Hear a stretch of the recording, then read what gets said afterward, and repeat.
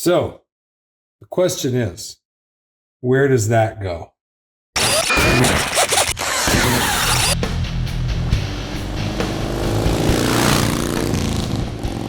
Welcome to Wrench and Ride Customs. My name is Jamie. My co-host Kevin is in the Caribbean right now, and he is enjoying life. As you can see, I am not in the Caribbean. I am back home here in Canada in our shop. It is cold. There's snow on the ground. You might even be able to see my breath in the shop. I've got the heaters on. So it's a chilly day up here in Canada, recording mid-December 2025. Now, we haven't had a chance to really introduce you to the chopper that we've been building. This is a 1966 Triumph chopper with a hardtail. There's kind of a backstory with this bike. So 25 years ago, roughly, I built a 1969 Triumph chopper with a couple buddies out in Vancouver. I never really got the bike finished, and I always regretted letting it go. So a couple years ago, I decided that I was going to start looking for that 1969 Triumph, see if I could find it.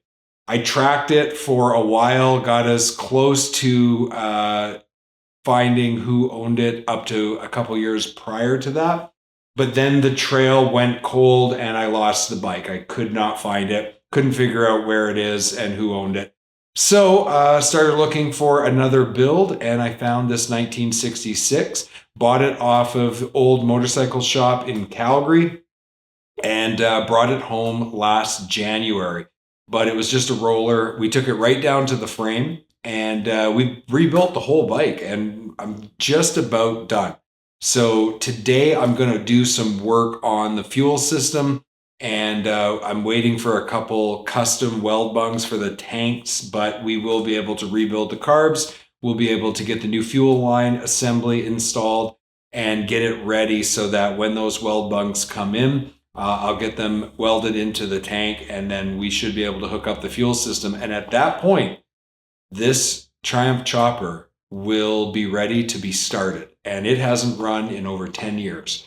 So that will be an exciting day. When I got the bike from the old motorcycle shop, they had this kind of fuel line with band clamps, and it basically goes from the petcock down to the bottom of the carb here. And when I put it all together and I put fuel in the tank, I was getting leaks. And no matter how much I tightened these band clamps, I just couldn't get it to seal. And I was also getting leaks out here in the bottom of the carb, which obviously those seals have just dried out over the years, and I think it just needs a rebuild. And when I looked at this kind of fuel line and using these band clamps, I just decided, you know what? I want to go with the sealed replacement for the fuel line assembly. So I got this part from John at Moto Parts in Edmonton, and this is a reproduction of the OEM fuel line assembly. So what I like about this fuel line assembly is that it is all crimped already. So we should get a good seal. We should get no leaks. You can see it there. This is a complete fuel assembly for a dual carb setup. The problem is these fittings right here.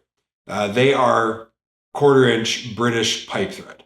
And I did not have 1/4-inch British pipe thread in the fuel tank. So I had to get custom weld bungs made. And the only people I could find to do that for me was a company down in the States called Classic British Spares. So they machined new weld bungs. They've shipped them to me. They are in Canada in transit according to the tracking number, but I haven't received them yet. What that will allow me to do, though, is it'll allow me to bring the bike back to the original British pipe thread standard, both for the weld bungs in the fuel tank, which allows me to put the proper petcocks in there, which then will hook up to this fuel line assembly. And I should have a nice sealed unit, and that will allow me to have a fuel system that doesn't leak. And that's kind of important because I think we've all probably seen a video of an old school chopper burning to the ground on the side of the road because care was not taken with the fuel assembly. So that's what I'm going to do. I got to rebuild the carbs and install this fuel line assembly, and then we will get the weld bungs when they arrive, get them put in the tank, and then that fuel line assembly will be complete, and I'll be able to start the process of checking all of the systems and making sure that everything's good to go, and then actually kicking this sucker over and getting it started.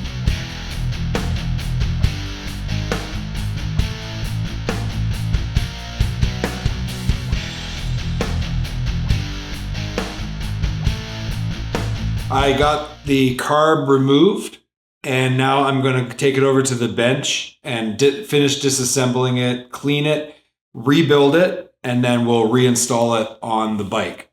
One of the unique challenges of working on this British chopper is that the hardware is really varied. So because it has been, worked on by several people here in North America, you will find standard hardware. You'll also find metric hardware. But these British bikes also have their own British standard. So, for example, the Phillips screws on the bowl of this carb, they look Phillips, but they're actually posi drive. So if you use a Phillips and you don't use a posi drive, you can actually damage that or strip it.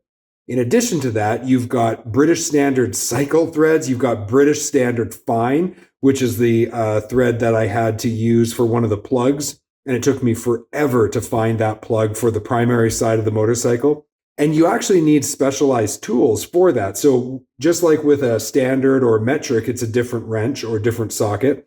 When you get into the British standard Whitworth hardware, then you have to use a separate set of sockets and wrenches. So you really need almost 3 sets of hand tools to work on this bike. And that does make for an interesting time, because depending on what you're working on, you sometimes need all 3. So as I said, to remove the bowl off of the bottom of this carb here, I need to use my posi drive screwdriver. It kind of looks like a Phillips, but it's not.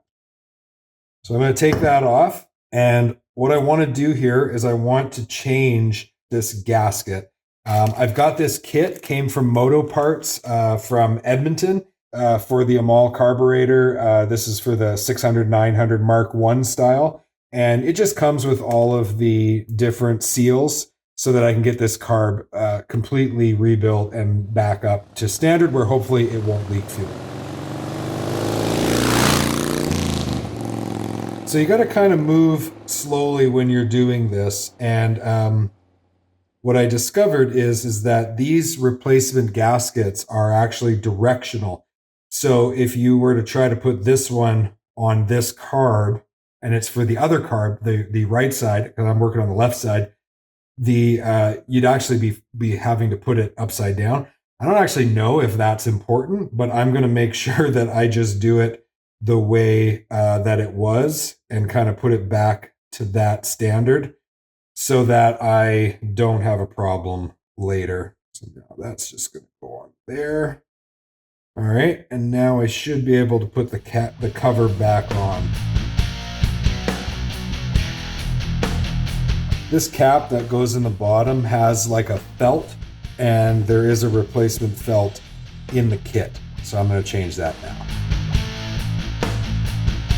I have to keep going here. So there is an O-ring on the back here. There we go. And I got a little bit, you can see there, a little bit of buildup. That's actually from the Howes magic oil that I put in there. So I just need to clean that out. When bikes are sitting for a really long time, everything gets dried out. So that magic oil, man, that stuff is amazing. Put that in your gas tank, put it in your carbs. And then when you go to put actual gasoline in there, it just burns off, no problem. Nice new O-ring. So anyway, you got these 2 very small O-rings. There's a couple set screws here, and that's where the 2 small black O-rings go. So I'm going to change those now.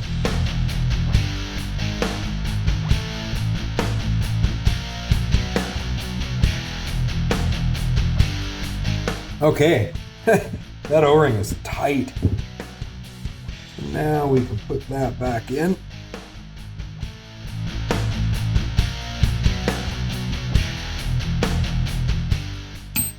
All right, this guy is the same.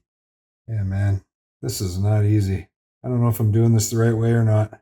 Go over that head, like to go over that head with that small O-ring. But then to go on the threads, I'm worried about damaging it. Well, I guess we're going to find out. All right. So I got it down over the threads. These will probably leak worse than when I put them in because I'm probably doing this wrong. Just going to use a flathead screwdriver. Oh, that works way better. Yeah, little flathead. There we go. All right, learn something. Use a flathead screwdriver to get that on there. So, the question is, where does that go? Okay, I figured it out. So this assembly here sits on the bottom of the carb, and this is what these crappy lines were hooked to. So I'm going to take that filter out, and this threads through the bottom up into the carb, and that's where that gasket, and you can see that one is trash, so no wonder it was leaking. Yeah, so that gasket goes there. But I have to use these parts in the new fuel line assembly, so I'm going to hold off installing those just yet. I'm going to put this carb all back together now.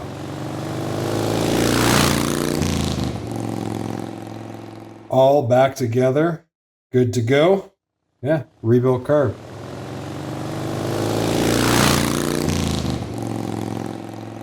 Okay, both carbs are rebuilt, and now what I must figure out is how to put this fuel assembly line on.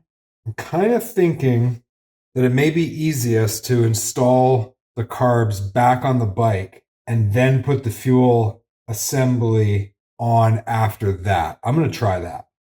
Okay, so the way that I disassembled it is I left the top half of it all assembled so that I can just literally slide this up, putting the needle through the hole in the center.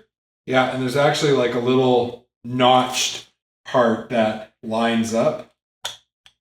So that is looking good. And then put these screws back in. They've got little lock washers on the top, and they are posi drive as well. Just so I didn't lose the nuts, I threaded them back onto the bolts here. Otherwise, I was worried that maybe it would drop into a different dimension.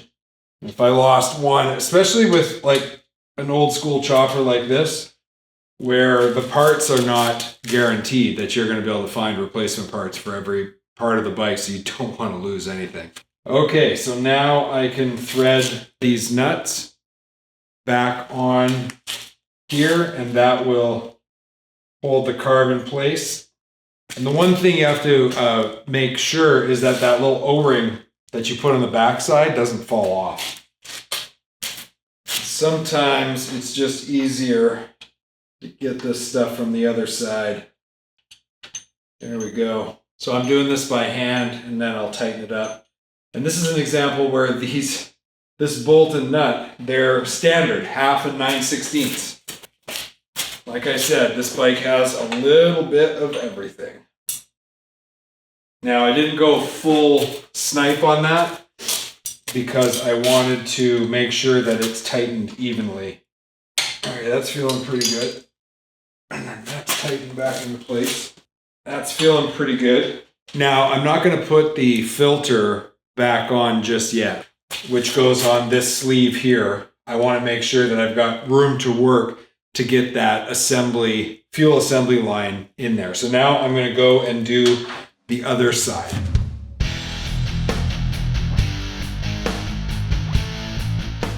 So now that the carbs are installed back on the bike, the fuel line assembly should be a little easier to install on the carbs. So I'm going to do that now. So I'm just going to get it in place here.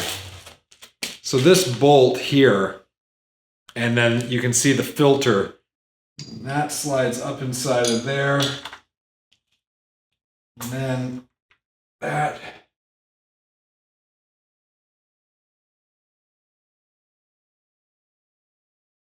Okay. So, should be able to see here that I've got it installed hand tight into the carb.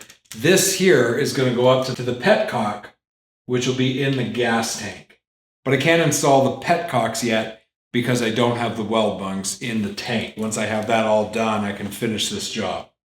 So there you go. You can see that I've installed the fuel assembly line. And then because it's dual carb, this goes across to the other carb and both lines come up, and then the petcocks will go here when I install the British Standard ones, once I get those weld bungs in the tank, and then that whole fuel assembly will be complete.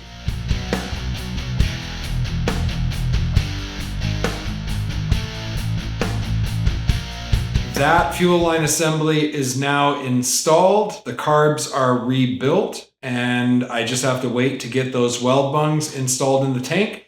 And then I can put the petcocks in, and then we can test the fuel system, and hopefully there isn't any leaks.